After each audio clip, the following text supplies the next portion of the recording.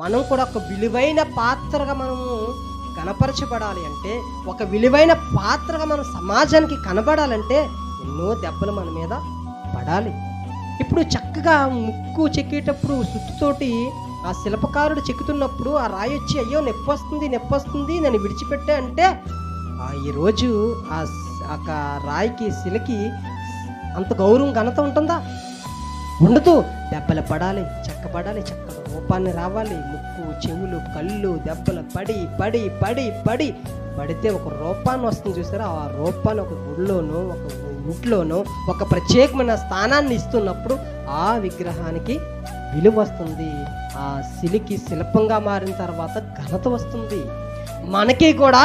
మనకి కూడా విలువ కావాలి, ఘనత కావాలంటే మనం చెక్కబడాలి.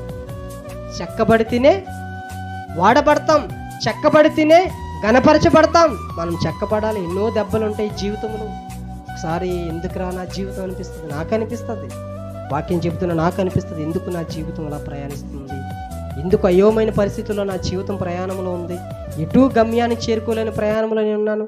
ఆధ్యాత్మికంగా నేను గమ్యానికి చేరుకోలేకపోతున్నాను, సురుకుగా భౌతికంగా నేను ఏమి సాధించలేకపోతున్నాననే కొన్నిసార్లు మానవులుగా మనకి ఆలోచన రావడం సాధ్యం, సహజంగా వస్తాయి. అవి మనుషులం కాబట్టి, మానవ ఆకారం ధరించుకున్నాం కాబట్టి మనము ఇవన్నీ ఇలాంటి ఆలోచన మనం కలిగి ఉంటాం.